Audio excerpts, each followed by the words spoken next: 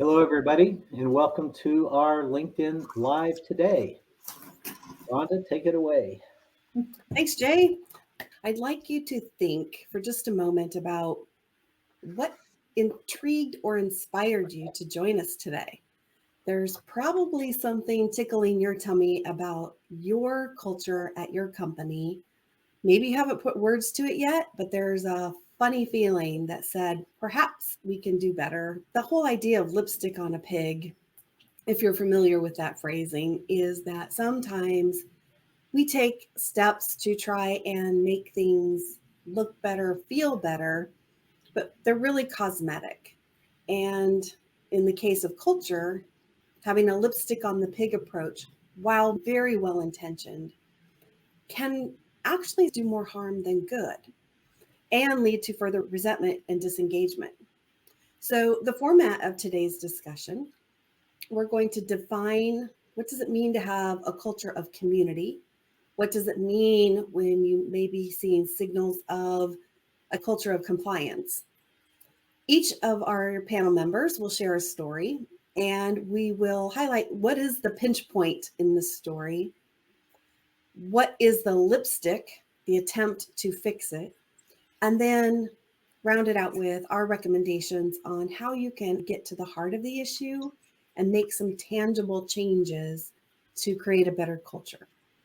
Before we jump into that, let's do our panel introduction. Hi, I'm Ronda Robinson. I have been a talent development specialist for over 20 years.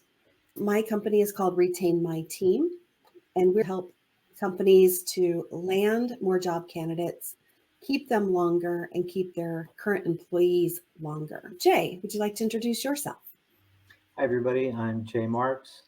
I'm an organization development person, workplace strategist, and I focus on working with growing companies, changing culture, senior team, and with a focus on how to really create a sense of inclusion and psychological safety. Andrea. Thank you, Jay. Thank you, Rhonda, for the great introduction. My name is Andrea Pagnozzi, and I'm a career empowerment coach. I, too, much like Rhonda, have been in the life sciences space for over 25 years, particularly in sales, leadership, marketing, and my favorite, training and development roles. And that's what got me into organizational development eventually, and now into career empowerment coaching. So pleasure to be here and pleasure to talk about this very timely topic. Rhonda, back at you. Thanks, Andrea and Jay. I'm giggling over here with some of the comments. Dave Davis loves the name of our presentation today, Lipstick on the Pig. And welcome back, Dr. Pauline Crawford. She's talking about how leaders can't paint over the gap of disharmony. Culture matters. Yes, it does. Thanks, Pauline and Dave. So give a thought for just a few minutes about what are some of the common pinch points that currently exist in corporate cultures? Go ahead and put some of your answers in there. It doesn't have to be reflective of what's happening in your current corporation. Just in general, what are some of the things that can create pain and create anxiety and create dysfunction in corporate cultures? Okay, so we're seeing some things like a very fast pace. Oh yeah, high workloads. That's a lot right now, especially if you're short-staffed, right? Lots of change. Yes. Opportunities for growth. I'm interpreting that as maybe lack of opportunities for growth and development in an organization. Filling the same jobs over and over. Yes, the turnover churn. That can be frustrating and incongruency with getting the work done.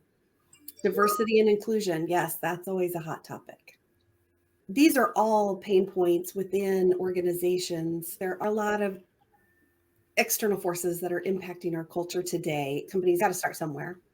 And they're spending millions of dollars to address these issues. But the question is that really working? If we look at this data from Gallup, the evidence is pretty clear that, at least in general, these efforts are not enough.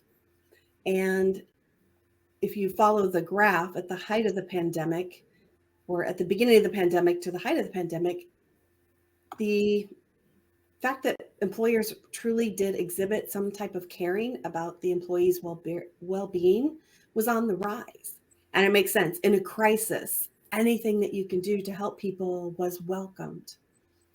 With the hierarchy of needs, once there's an element of safety and security and people have jobs and able to feed their families, then you can turn your attention to more social issues and more individual needs. At the height of the pandemic, those initial efforts provide stability. Now we're looking at employee satisfaction has been decreasing over time. It's one thing to look at these aggregate numbers because we all internalize what's happening at our own companies and saying, yeah, I get it. That's what's happening over there. I'm not sure that this really applies in my company. But employees are speaking out and they're speaking loudly. So let's move to Jay and start talking about some of these stories that we'd like to discuss as case studies and thinking through what is and what is being done at the organizational level that maybe is fixable. So, as Rhonda said, if we look at this slide that she has up now, things are changing for employees, and we know Gallup loves to collect information, and they do a pretty good job of it. So, from the behaviors that employers were showing us a year or so ago, something's changing for employee perceptions to change. I saw this in Forbes a few weeks ago, and I figured that this is such a perfect example of lipstick on a pig to say, because there was a union victory, corporate America now needs to be nice. And this headline is just such a reactive, and I guess I'm supposed to be appropriate here, I'll just say such a BS kind of response to the fact that employees are saying things need to change for us. And since this has happened, there have been attempts or the news of unionization efforts at other companies like Starbucks. And so here you have Starbucks and Amazon, who certainly are profitable companies, although lately Amazon doesn't look quite as profitable as it did a few weeks ago. But the point is that why did they need to treat folks in a way that they have an environment where it would be just as easy to not have a union or to not have people deal with the issues that obviously are coming up, and whether that's how we track productivity, how managers treat people, whatever the story is that causes something like this to become a key issue is really what we want to talk about today in terms of what is a truly community-oriented culture look like, rather than a culture that has words to it, but the behaviors don't match the words at all, where we're not really congruent and aligned between what we say is important and how we treat people. Jay, could we pause for just a moment here? Because I know that at least from some of the clients that I've worked with, there is a lack of urgency to put money and effort towards improving culture. And they think that we're doing just fine. We need to put our money elsewhere. There was just recently layoffs at one of these online car buying and selling companies. Thousands of people being laid off, and yet they're putting money into acquiring another asset, only to find they don't have the bodies to do the work to bring in that other asset and do the transition. What is it about culture that actually translates to the bottom line? Why is it worthwhile for companies to spend money, spend time? What's in it for them to have a better culture? Let's talk about that a little bit. Andrea, what are your thoughts? I think from the standpoint of people working for an organization and looking for a sense of community, particularly in the virtual framework we find ourselves in today, even in the companies that are either easing back into the workplace or hybridizing, you've got to find a way to listen to the people that are closest to the customer, to understand what their desired version of community is and try to implement that. I believe that it was Dr. Crawford that said in the chat a little moments ago, you got to have some EQ, you got to have a little bit of empathy, right? You got to listen to what your people want and try to build around that. One of the things that one of our listeners, Dave Davis, says quite a bit is if you've got $1 to spend on training and development, you spend it on your frontline managers. Those are the people who can act as double agent, listening to their people and echoing that and shouting it from the rooftop to HR to build solutions that make sense and hit the mark. I think that's the first step in the process, is ask the community what the community wants. I think that's a great comment to just give us a minute and define what Andrea was just talking about. And what do we see? Sense of identity, belonging, safety, and really being involved in creating what the environment looks like. And that's very different than conforming and acquiescing. We've probably worked somewhere where we either had the opportunity to feel like we were part of something, or we had the opportunity to feel like, oh, I'm just going to do what I need to do to get by. And I think that feeling of doing what I need to get by is really that sense of compliance. And again, if we just go back to Gallup numbers over the years versus engagement and disengagement, there was a rise in engagement for a while, and then it seems to be dropping off again. There's a comment in the chat about really creating the sense of community in today's world with so much being hybrid and folks not always being together and in the office creates one of the challenges about creating that sense of community. But the point really is, whether we're on Zoom or whether we're in the office, there's still that opportunity to create that sense of involvement and inclusion. There's a question or a comment earlier about what do people really want? What are employees really looking for today? Folks want meaning. Folks want to feel like they belong.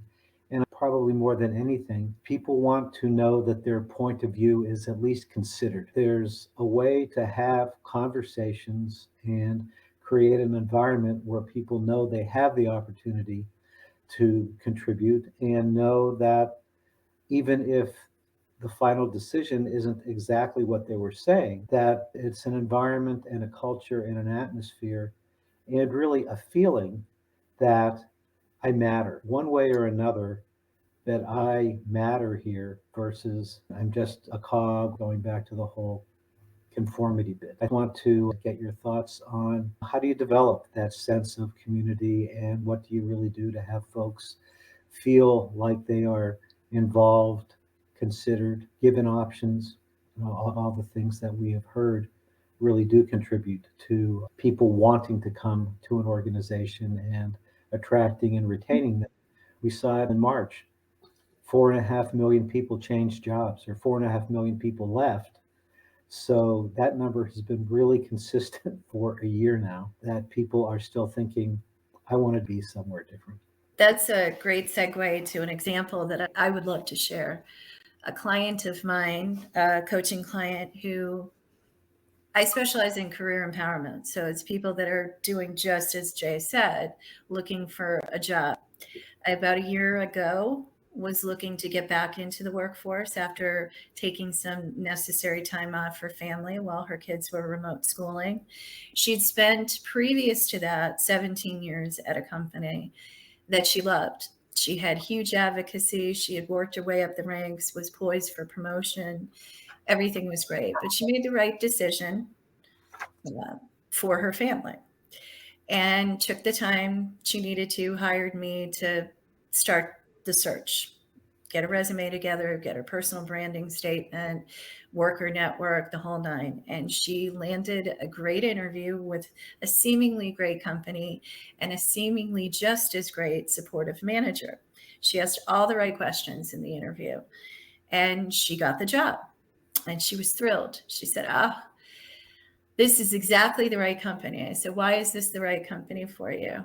I'm so glad you're so happy, but tell me about it. And she said, the manager, I asked the manager, what kind of an onboarding do you have? We have a very specific onboarding, and was a little bit vague, but it sounded like it was a great onboarding program, especially in a virtual framework. It was something that I really looked forward to being a part of. And I said, well, what else? The culture, the community, everybody seemed to really like each other in the interview process. I really got the warm fuzzies. They've implemented a lot of things, and they're working to implement a lot of things to bring people into a more diverse culture. So she goes on and on about how great this company is. And about, I don't know, 2-3 months ago, I get a call from her and she says, I'm looking again. Call me. So I said, do tell. And she said, none of what they said they were implementing, did they? My manager hasn't talked to me in a month. I don't know what my performance score is. I was told that there was onboarding. It was try as you go. I heard that they were implementing more about diversity and diversity of candidates. They have not interviewed anybody that doesn't look and act just like them. Talk about putting lipstick on a pig. Absolutely anything that they did was a one and done that you watched via satellite on an LMS. There was no after conversation, and every single conversation that they had globally was attached to numbers and attached to business, not about people. So if that isn't lipstick on a pig, I don't know what it is. And Robert, you bring up a great comment. He says, people are born to sell. Let's reflect a moment on the culture of the interview process. I talk about this all the time about how the interview process is really an artificial positive environment. People like Andrea's client leave their job because something is going on that makes them uncomfortable, something icky. It's different icky for everybody, but sometimes they can't articulate it or pinpoint it. And so when they go into their next interview, they've got the owl glasses on looking for it. They're just hoping that they're going to know it feels right when they see it. And in the case of Andrea's client, she thought that she found it. She felt the warm fuzzies, as Andrea put it. But in an interview, it's positive. I'm a great candidate. We're a great place to work. And hope becomes a strategy. When it comes to culture, the same thing is happening. Hope is the strategy that if we do something, then it's going to get better by itself. And let's see, Robert's saying people are used to sell what they think will make them look good. Yes, there's no honor in the workplace anymore. People are desperate to have bodies in the seats. And that desperation, I think, is also seeping into some of the culture. Andrea, what are your thoughts about that with this false positive interview environment and how that pans out? Yeah, so the first question I asked her was, what have you learned from the experience? What will you do differently during this career search? And she said, I've learned to dig deeper in the questions that I'm asking and ask for specificity around examples. The other thing that she had shared, which I highly recommend anybody who's on this call who's looking for a job with a new organization, is to ask for, if you're interviewing with a prospective manager, ask for not their feedback on how they think they manage or how the company manages, but ask for evidence. Can you share with me an example of how you empower your people as a leader? Can you share with me how, as a company, you have created things that have ingratiated people to stay with your organization and feel that sense of community? Can I talk to other people who work with the organization to get a fair assessment of what has changed? What have you learned from the pandemic? These are all questions that she and I went over that she will make a point to ask from now on, because those were the things she thought she assumed she felt with those warm fuzzies, but didn't show up for her ultimately. And Jay, you deal a lot with psychological safety and culture and inclusion. I'd like to springboard off of another part of what Robert said, is that there's no honor in the workplace anymore. Every workplace isn't perfect. Being candid about it and what you're doing about it, as opposed to a lipstick on the pig and pretend like everything's rosy, only for the employee to find out that it's false. What are your thoughts? I think that it goes back to the title that we gave to this series, which is change the great resignation to the great alignment. When you have a comment that says there's no honor in the workplace, that gets at issues of respect and integrity. For me, it's really alignment, because in Andrea's story, and when everybody had their mission statement plastered up on the wall, employees would look up at that mission statement and roll their eyes and go, I don't think so. Are we doing what we say we're going to do? It doesn't matter so much as what the values are in the company, as do they stick to their values. I've worked for clients where I certainly didn't believe in their values. They walk the talk. Dave Davis made a comment earlier. He said culture is beliefs, values, practices. Most organizations do not know what those are nor care to find out. That's a real key to this comment about how do you have honor in your environment, and how do you create that environment that people want to come to. And it starts in the interview process. It's being honest up front and saying, this is what's important here, and get them to articulate what it is. And then I ask them for some examples. How do you show that? How do you demonstrate that congruity between what you feel is important and what you say is important? And going back to your question, Rhonda, how do you create a sense of psychological safety and inclusion? The first step of that is, can I trust what these people are saying? Can I trust that this is the way we work here? Can I trust my manager will do what he says he's going to do, or what she says she's going to do? And I can count on them to be consistent. That consistency goes a long way towards me feeling like I know what the playing field looks like. Following through, doing what you say you will do is really a key towards having that strong foundation. Great points, Jay and Andrea both, and seen a couple of comments that organizations just simply don't care about their employees. And I don't think that's actually quite true. I think they're not showing up as actually caring about their employees. And there's a couple of underpinnings for this. Number one, we've been in a state of turmoil for 2 years or so. Leaders are busy adjusting to these new times, trying to put things in place to make work function different and productively. We're also short staffed, right? There's millions of jobs out there that are open. And so a lot of times the leaders are being player coach, which means not only do they have their job with extra duties trying to make adjustments to the time, but they're also putting their hands in to get the work done. So the idea of doing one more thing, to look up, pay attention to the employees, interpret what they need, figure out what to do, and then do it, is brain overload. And so they're grabbing for ping pong tables, free vending machines, half day Fridays, anything that is tangible that they can do quickly. They're like, let's do that, buy it and it's done, so I can get back to doing all of these other things. While there's benefit to doing some of these things, I always say, look one step further. What is the benefit beyond the benefit that you're providing?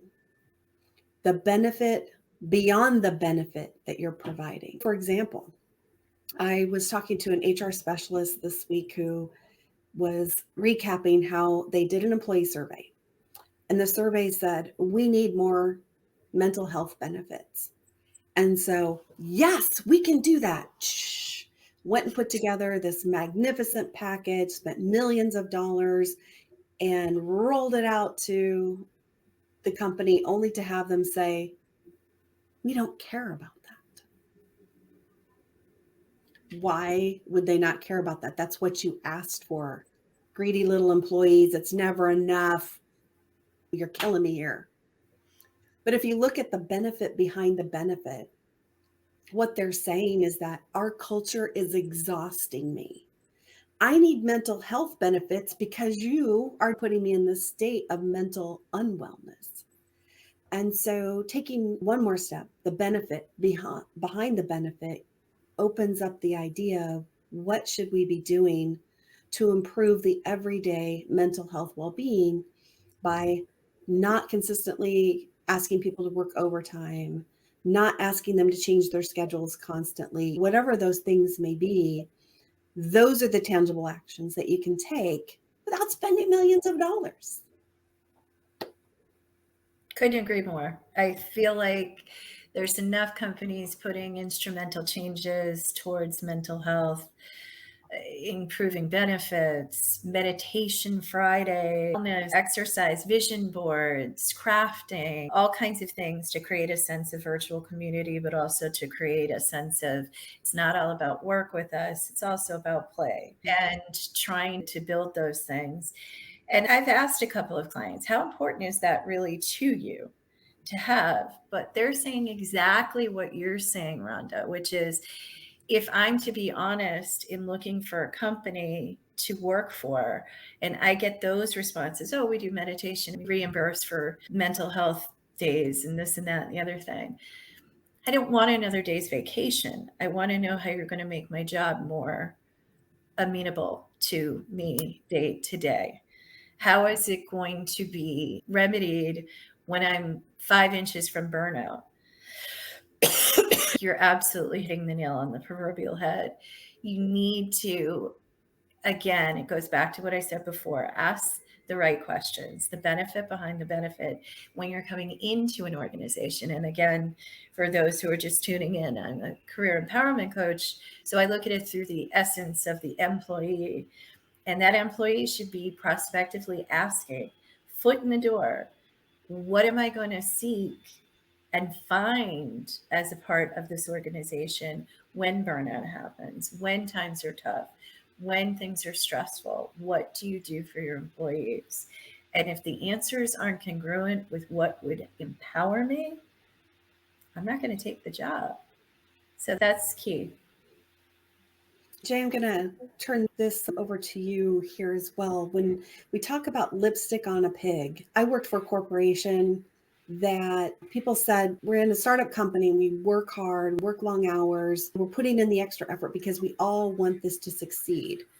And the shortcoming is I don't have time to work out. I don't have time to pay attention to my health as much. And so the company put in a gym and a half-court basketball court. The problem was that anyone who was seen in the gym or on the basketball court during proverbial work hours was shamed into, oh, you're not working, you're out here playing, you're doing this. And so then the gym and the basketball court went unused. From a culture and a psychological safety perspective, what are your thoughts on that? It really goes back to this whole idea of what am I saying and what am I doing? I want you to take care of yourself. And by the way, if you do, I'm going to ding you for taking care of yourself. And it is this sense of, again, not to be like a broken record with it, but being congruent and also being compassionate. Everybody's having a hard time. Managers are having a hard time. And so when managers have a hard time, they have the option to either turn around and saying, okay, I got to get my team to kick some butt here and really work harder, or take that step back and say, if I really want to get more out of people, how can I do that? And I guess you can say, why do flowers attract bees? Because flowers have an attractive fragrance. And so how do you create an environment? How do you create a relationship that's attractive to an individual, really? But if all you ever feel is squeezed, or if what you feel is, oh, if I go and use the basketball court, I'm as likely to end up in my manager's office saying, what the heck were you doing out there? Don't we have deadlines? So if deadlines and basketball courts are incongruent, then don't put the basketball court out there. When we were having our conversation the other day, you made a similar point, Rhonda, about let's give everybody the great perk of an after hours party, or let's go to a really nice place for the weekend. If I'm dying at work already, do I want to go to a really nice place with you and give up more time, the time that I really would recoup and recharge? This whole issue, if employers really take the step back to say, what am I hearing and what am I seeing, and what's driving people changing jobs, is that if I'm going to be a thoughtful manager, a thoughtful employer, and create the opportunity for people to have more choice, I'm just not going to do things arbitrarily. But the bottom line of psychological safety is, am I seeing, hearing, and feeling things that will allow me to engage more fully rather than to have to second guess what's happening here, rather than having to think, should I say that? Can I say that? Do they really mean that? All of that second guessing that we've all done. Thanks, Jay. Empathy is coming up in a lot of the chats, and I like to offer a different perspective of empathy than perhaps some have thought about it before. Empathy sometimes is associated with passion, sympathy, bleeding hearts, and Hallmark cards. And that's not always the case. The definition I would like to offer is just the idea of, as a leader, the pause button for a moment on your own opinions, your own biases, and your own agenda. Just put a pause on it. You don't have to change anything, just pause. Walk around the back of the chair of someone else and think about an issue from their perspective, their point of view. The benefit of doing that is it gives you additional information to make more informed decisions. Jay was earlier talking about of how you want to foster a culture of relatedness and a community and getting together, but it's a fast-paced, hard work environment, and you ask people to bring their families on a Saturday to a work event, and that is just the crushing linchpin. But they're compliant because they're supposed to do it. It's involuntarily, voluntarily. So they show up. But if you took a moment and just walked behind the chair of the employee and said, let's look at it from their point of view, sometimes the best action is to take away instead of to add. So give them an extra half day off, or give them a longer lunch hour, or take one assignment or extend a deadline. Just give them some more space. Consider takeaway as a strategy for building community instead of adding all of the time. Yeah, I'll just piggyback off that really quickly from an employee's perspective. If you're bringing an employee into an organization, or you're one trying to get into one, and they try to show their accolades as a company, 2021 best in Boston company, best in San Francisco company, and it's some remote periodical that no one's ever heard of, regardless of where it's printed, walk the talk. Jay, you made that very clear. And as an interviewer, I would expect to be asked something about that. What makes you that best company? What were the parameters you were measured on, and how do you walk the talk? What types of things do you do to enable that type of an accolade? And who was asked, quite frankly? That's a good question too. But it's really, what if you want to exude community and you don't want to make it look like a box check, how do you sustain it? Sustainability is key. It's everything. So ask those questions. I remember the place I worked for many years, and we thought we had a great culture. And so we, of course, did the survey. And what came back was, particularly newer people would say, gee, do I really have to drink the Kool-Aid to be successful here? And what came back was, I can't be myself here. And although the culture did emphasize respect and integrity, it, like so many other companies, whether it's the Amazon way or the Netflix way, we had our way. And the way, regardless of how good we thought the values were, felt oppressive to people. Sounds like compliance, Jay. Exactly. Thank you. And we thought we were doing such a great job. And we had little turnover at that company. So people stayed, but it was a nice compliance in a sense. But that sense of, can I be myself at work? What's interesting about what you just said is that people stayed despite not feeling autonomy. And that either means one of two things: your company paid well, or they just didn't care. They liked to talk about it, but it wasn't something that was a huge priority for them. Actually, after we got that feedback, we then did a bunch more meetings to talk about, okay, so what does that mean? We need to start wrapping up, but we just got a question in the chat. What's the panel's definition of culture? So I think the easy definition is, how we behave. This is how we behave on a day-to-day basis around here. How we behave is what happens here. To me, the idea behind a really great culture, where you're all working towards a common goal, a common purpose, with respect and empowering and embracing the other people on your team. Yeah, I think that those two combined are perfect. I would add is it's an ecosystem that has a communal need to take care of one another, of their customers, and create a sense of belonging. And I think that's what people are trying to do right now, is to try to find where they belong.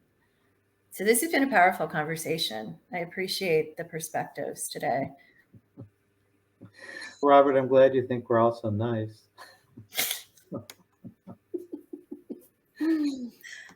So Andrea and Rhonda, let's have a couple of quick wrap-up comments, and then we will wrap it I up. just appreciate all of the engagement from the community and your perspectives. Umberto, Dr. Pauline Crawford, Dave Davis, Robert Guzman, some of the other folks that have chimed in here. We'd love to continue conversations online, offline. I think we're all working toward similar goals. And so let's amplify our voices together.